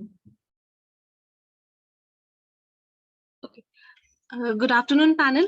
My name is Garima Pancholi. I am PhD research scholar at Amity University, Rajasthan. So today I'm going to present a paper titled Leveraging Artificial Intelligence for Sustainable Finance, a bibliometric analysis. So as we all know that we are facing changes at an unprecedented pace. And to match up with these growing changes, we need a technology like artificial intelligence. Artificial intelligence is no doubt transforming so many sectors in our world. So among them, financial institutions have increasingly adopting artificial intelligence to enhance their decision making, make it more accurate, efficient, and contribute to promote sustainability for our planet. Artificial intelligence is not only required to analyze the data, but it also is important to supervise the system of sustainable finance. There are so many options available for artificial intelligence, such as machine learning, blockchain analysis, data analytics, etc., which could scale up the sustainability effort and generate sustainable finance and create the positive impact on our society and environment. Coming on to the artificial intelligence, what is artificial intelligence? Artificial intelligence is basically human intelligence coming from an artificial body. The field of artificial intelligence is continuously expanding day by day.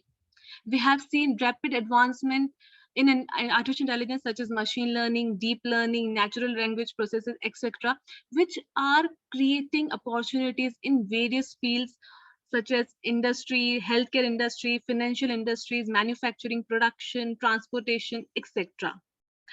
And we can see that there is a revolutionary transformation in our planet, not only in the profit maximization perspective, but also in the ESG format.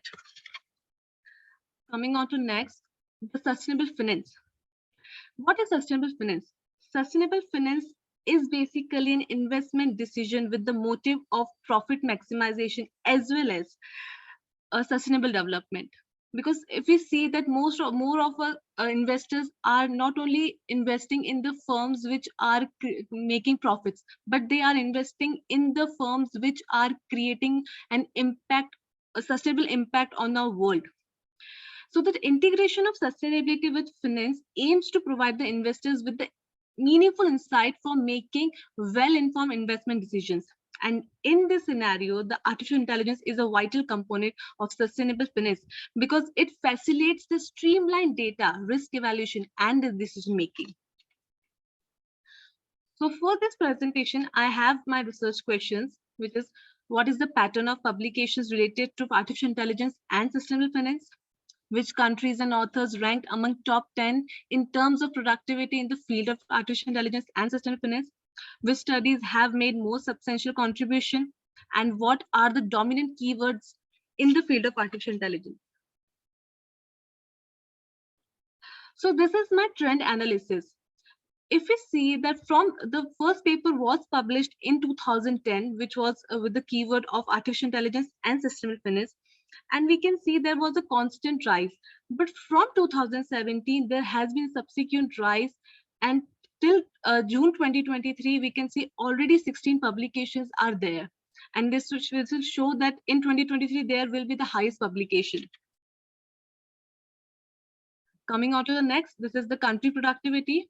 And if we see that India and China both are having 19 documents published, followed by United States of America, and rest are the other countries.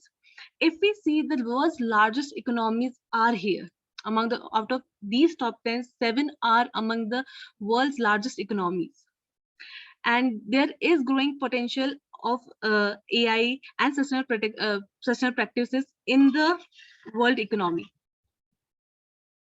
Coming on to next is the author's productivity. These are the authors. These are top 10 authors who have published in the field of AI and SF. Hassan MK has highest number of publications with 3 publications. Begum, Kochia, Chengi, all of them has 2 publications. Coming on, this is the Sankey diagram, which shows the 3 fields. The first one is of the most prominent authors, the second field represents the keywords, and the last represents the countries.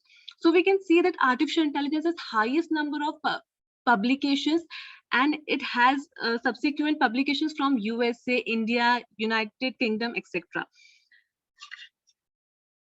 Coming on to my next slide, this is the most influential work. These are the 5 research papers in the field of AI and SF, and which has gained highest number of citations. For example, the sustainability of artificial intelligence and urbanist viewpoint from the lens of smart and sustainable cities has highest number of publication. In this paper, there was like how artificial intelligence can create smart and sustainable cities in our world.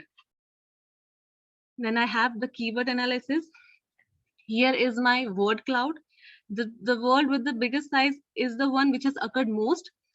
Here, artificial intelligence has highest number of occurrences, which is 70 times, followed by sustainable development, finance, decision making, economics, etc. This is my cluster analysis. I have created the themes. For example, the keywords in the red color are basically representing the theme of financial management for sustainable development. The green cluster shows data-driven solutions for climate change and the public policy. The cluster 3 is of blue is in blue color, which shows digital solutions for financial inclusion and resilience. The cluster 4 is of yellow color, which shows innovative algorithms for sustainable artificial intelligence. Here's my future directions, which I have come from, the literature review that I did. The future research that I would like to suggest is like the majority of artificial intelligence and sustainability focused on the developed economy. There is still scope for the countries which have low income countries. So we can do research on those countries and see the potential of AI and SF in such countries. The second one is that insufficient attention has been given to ensuring safe integration of AI and SF, because there's a risk of vulnerability of cyber attacks and data breaches, and also the artificial intelligence is based on the AI algorithms, which works on historical data. So there is a possibility of biasness. So we need a comprehensive public policy so that there would be a better policy that all the people of the different countries could uniformly choose it, because there is a problem that there's no one uniform policy when it comes to AI and SF. And my last future suggestion for future research would be that the economy is now going to run from millennials to Gen Z. So there is a scope to find out what is the trend in millennial generation and Gen Zs, and what are their investment thing, that how they are like, in what factors they would like to invest. So here's my conclusion, that the artificial intelligence and sustainable finance paper were published, first published in 2010, and it shows that there has been a dynamic and it has shows and growing interest in the subject area. And I have done the bibliometric analysis because it shows a structured and transparent method for organizing the prior researches. And AI has the potential ability to detect the patterns, forecast trends, and optimize investments so that we could properly understand this, in which factors we have to invest. And with the help of integration and leveraging of AI in SF, we could enhance the transparency, we could properly manage the risk practices, and accelerate the transitions to a more sustainable and accountable financial ecosystem. And we need to do more researches which engages in cross-regional collaboration, because since we have seen that please bind up. Yes, sir. Yes, sir. We have seen that most of the publications were in developed countries, so we need both developed and developing countries. Thank you, sir. Okay. Dr. Rashmi, are you there? Yes, sir. I'm here only. Okay. Yeah. Hello, Garima. Good afternoon, Yeah. ma'am. Good afternoon. So, Garima, what I can see that your core area is that how AI could be contributed towards a sustainable finance, right? Yes, ma'am. Right. And despite the fact you have already discussed about the challenges that there is security issue, then you even want to say that there is no study in underdeveloped countries, right? Or the less economic power kind of a country, right? So do you really think, sir, that they have that robust kind of or a developed infrastructure which can support your AI-based sustainable finance? Yes, ma'am. Actually, this is the point that they don't have that kind of infrastructure to properly implement the artificial intelligence. So I believe that when a developed economy would collaborate with those developing countries now, they could make such infrastructure where they could successfully implement artificial intelligence. For example, we have this paper where they have suggested the things how we can develop smart cities. So if they are successful in the developed countries, then we can implement such plans in the developing countries also. What I feel right now that India is comparatively much better in economic terms than the small economic countries, right? ma'am. Even though I couldn't find that we are totally successful in towards implementing the AI, at least in finance term. Although we are evolving, we are really working well in terms of sustainable development. We are working on green finance as well that can be contributed towards the AI use, right? Yes, But ma'am. the kind of a like what you have seen as a vision or how you are presenting it, I feel like if you are working any research project on it right now, it seems to be for a PhD student or for any research project, it is a kind of a project which cannot be completed very soon. So for that, I feel this is like because in a specific time frame, because policies are still evolving, there are going to be too much changes in this particular area. How will you deal with it? Because whenever we talk about any kind of a research, we need to lay down some kind of assumptions as well about our environment as well, right? Yes, ma'am. And you yourself is admitting that yes, the policy changes are required. Still, I'm sure this is going on as well from the different departments as well, right? From the public side as well, government side as well. So do you really think so this kind of a topic will help you? Ma'am, I think from my perspective that financial institutions are working on artificial intelligence. If we talk about financial technology, fintech firms, they are working on technology. So I I'm think, talking about fintech only. For that, the regulation is still evolving. They are yes, also ma'am. working on the, because still we don't have any kind of a Basel norm, which is for the banking and international norms. We don't have any kind of a norm which is common and can be laid down on each and every country so that it gives a parity among all, right? So still there is a lot to do in the policy matter itself right now, Yes, ma'am, I agree. right? So how long you can wait for it? That's a good question, ma'am. But at least for now, I have come up with the suggestions, future research directions, and I would like to work on it for now. But yeah, definitely your point is correct, and I agree with you. Okay, in that case, I hope you'll find a better or a kind of a focused area where you feel like that could be achievable as well, right? Yes, ma'am. So all the best. Thank you. Thank you so much, ma'am. Tanushree ma'am. Yeah, first of all, I was not completely, I just left for 2-3 minutes, but then I again joined at the end and I was there very much in the beginning. Again, one thing which I noticed is that AI is very much a part of our area also. You know, in every area, we are talking a lot about digital marketing, you know, online content creation and data analytics and sentiment analysis and social audit. You know, these are the words and the terms which are prevalent in the market. In all these areas, we use a lot of AI.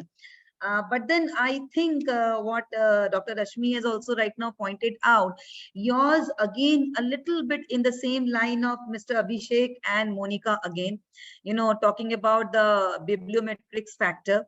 Maybe you were somewhere able to defend it in the sense that you were saying, you know, a lot of things needs to be done in this area. It's very much in the, yes, yes, you want to say something, Garima? No, ma'am, I'm listening to you. Okay. It is very much, I would not say in a country like India, it is very much in the initial phase. You know, a lot of competitive brands, they are literally using it. I would say they cannot survive rather without AI tools. And specifically, you know, brand management, content creation, public relations, all these areas, and marketing, Marcom communications, they cannot survive even without making use of AI tools and softwares and techniques. But then I would therefore suggest, just because in India it is not at all in a very initial stage, Policy guidelines needs to be streamlined, definitely. But I would suggest you could have reframed your topic, where I feel it is such an interesting, important and relevant area. What you focus on the application use of AI in the context of a specific area. Bibliometrics, we know that this country, these keywords, it is okay. So I would not again go into that area. In future, I will suggest a lot of researches are going on in this area, because India cannot be called as a completely underdeveloped country. And you have talked about sustainable finance. Your topic is, use of AI, leveraging AI, in the area of sustainable finance. Yes, So when we talk about sustainable finance, you could have furthermore filtered it down, a particular specific area, how artificial intelligence is playing a very significant role, and then use some research method, and maybe from the industry side, and or maybe from the people's side. But over here, people would not be so relevant. From the industry professional side, what was the final outcome that you came up with? So I would advise, and even in the introduction, I was going through your introduction, don't make your introduction so much elementary. We know what is AI. You give proper subheadings. There's a kind of suggestion which we expect, from PhD scholars and students also. When you're presenting a paper, don't start from very elementary. We know what is artificial intelligence, but then you can bring down some good subheadings.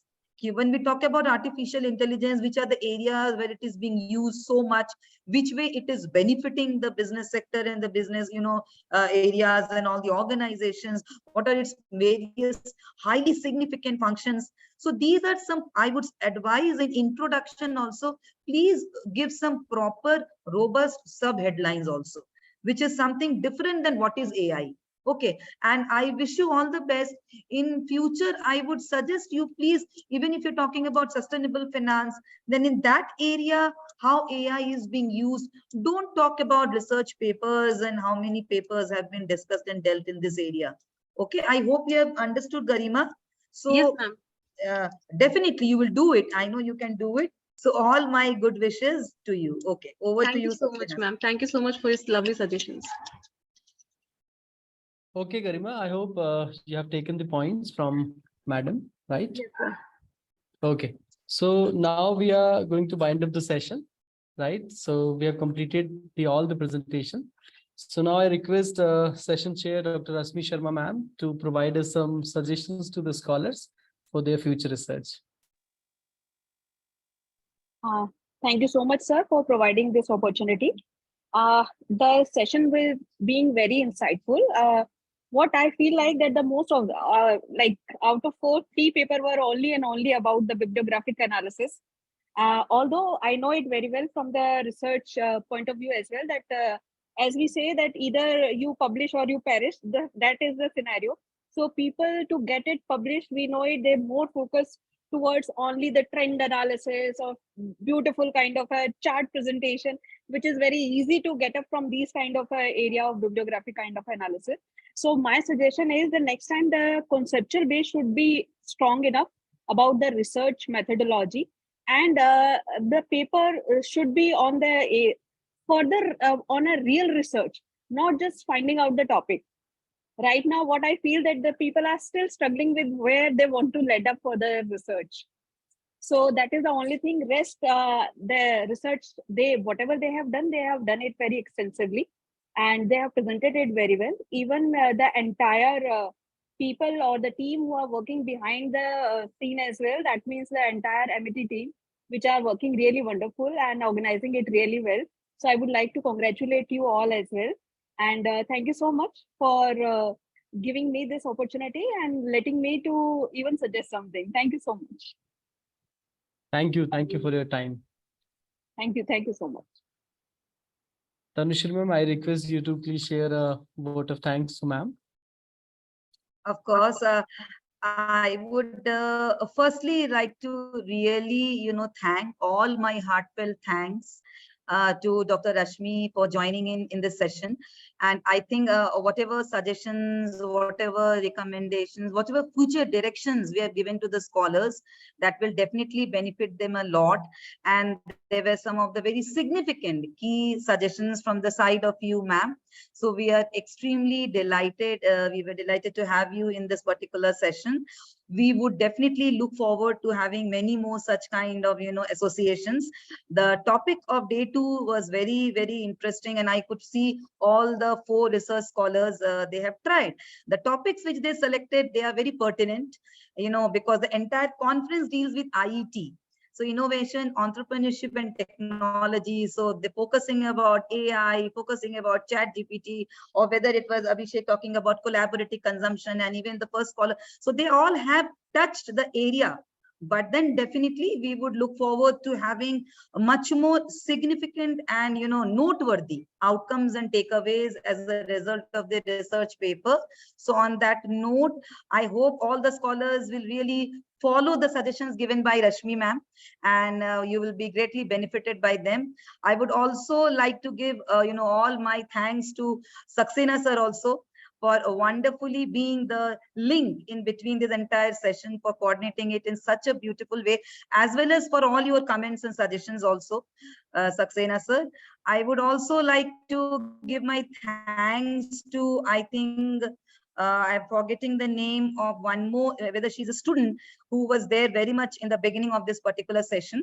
So really all my thanks to, thanks to Dipali ma'am also, definitely, for being the chair of this entire IET conference. And above all our heartfelt thanks to Professor Sharma for delivering his wonderful, keynote address. I think without any presentation, he wonderfully talked about the trends in this areas, which finally leads us to the conclusion, what is exactly the significance of creative ideas, innovation, and coming up through our technology. So it was a very good, insightful sessions from my side. All my heartfelt thanks to all the organizers, to the session chair, Saxena sir, and all those who have been responsible for making this session a wonderful one, a very memorable one. Thank you so much, everybody. Thank you, all of you. Thank you for joining us.